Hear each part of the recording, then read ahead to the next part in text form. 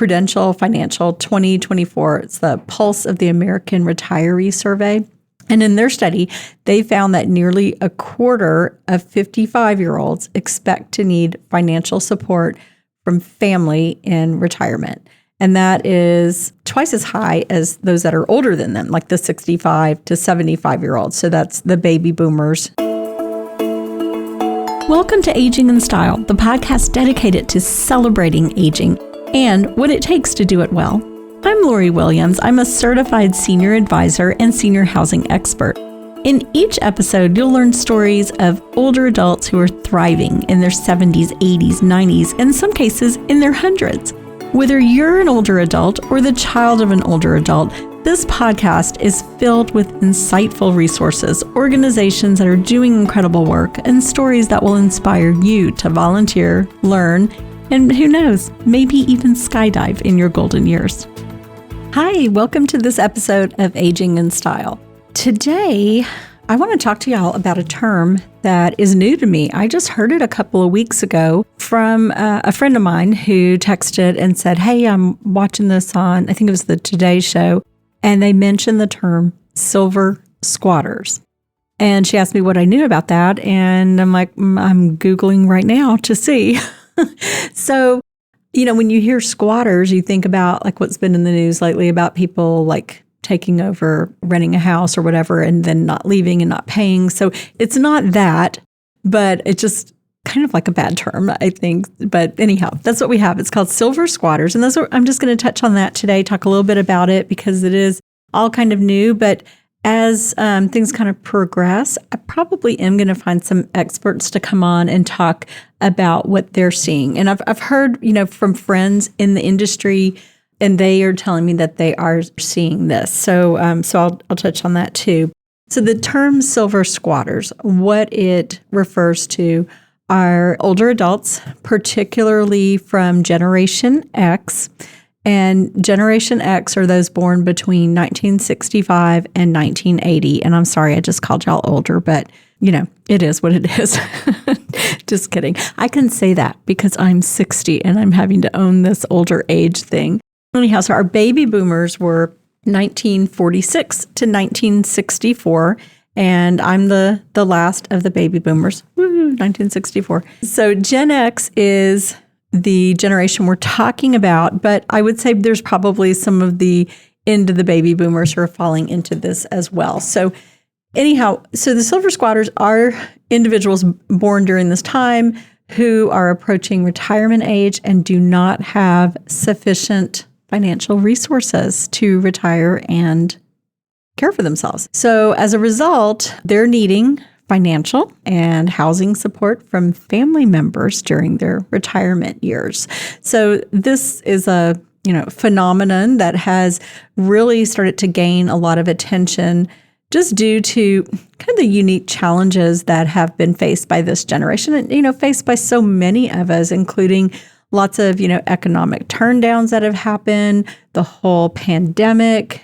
There's no longer like traditional pensions that older people, and I would say like the, first group of baby boomers have, because the last group of us baby boomers, I don't think many of us had pensions, but, older generation, they had pensions and we don't have that anymore. And then of course the rising cost of living, which we've all seen have just skyrocketed in the last few years. So this is what is all kind of leading, all of these things together, leading to a real issue for this generation that is trying to retire or going to be retiring, that they're not going to have enough money to live on their own. So the term, because I was kind of interested, like how on earth did they come up with silver squatters? I mean, could they have come up with something a little nicer? But this is where it comes from. So there was a study that was done just sort of like highlighting how prepared people were in their finances as they were getting close to retirement. And one was Prudential Financial 2024. It's the Pulse of the American Retiree Survey. And in their study, they found that nearly a quarter of 55-year-olds expect to need financial support from family in retirement. And that is twice as high as those that are older than them, like the 65 to 75-year-olds. So that's the baby boomers and not as younger baby boomers. So the kind of the older baby boomers. So they're seeing that's almost 25% of 55-year-olds are going to need some help. That's kind of ringing some alarm bells there. And additionally, 21% of those are anticipating that they're going to need housing support. They're not going to be able to maintain where they are. So kind of scary. Kind of in addition to all this, there's a lot of Gen Xers, this group that we're talking about, that have been part of the sandwich generation. And on prior podcasts, we've talked about the sandwich generation and what that is. Those are people who are simultaneously supporting their own aging parents and their children. So they are stuck right there in the middle. They're the meat in the middle of the sandwich, right? So this dual responsibility, they're paying out money to care for their older loved ones in some cases, but it's just led to where they just have not been able to sufficiently save for retirement. One study also revealed that 35%, y'all, this is kind of scary. Okay, 35% of 55-year-olds would have trouble assembling $400 within a month for an emergency expense, compared to 19% of older people, 65 years and older. So that's a really scary thought that you couldn't pull together, or that someone could not pull together $400 in an emergency. So it's kind of all like not great news, right? But I did ask some of my friends, like I asked a friend, Trisha Spurrier, she's a realtor. We've had her on the podcast before. And so I asked her, I'm like, hey, have you heard this term, silver squatters? And she had not, but when I told her what it was, and she's like, yeah, we are seeing, and this has been going on for a bit, kind of a trend of multi-generational housing.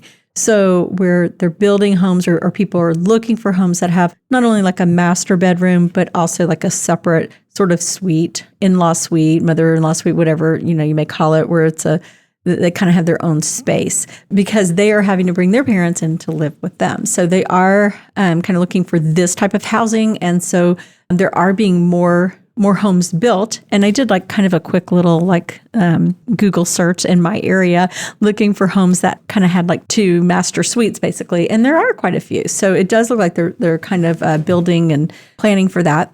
And then another friend who is with a home care agency told me that, yes, she is seeing a lot of this too. And with younger, even like grandkids having to come in and take care of their grandparents because they don't have the money to do it. So that kind of brings me to my final point on this is sort of like, what are people in senior living doing? People who work in senior living, senior housing, what, are they aware of this? What is the outlook? And obviously, they are aware of this. So from a senior living perspective, the increase of people who are silver squatters may quite honestly influence the demand for multi-generational housing, as I just mentioned. And, we are seeing that.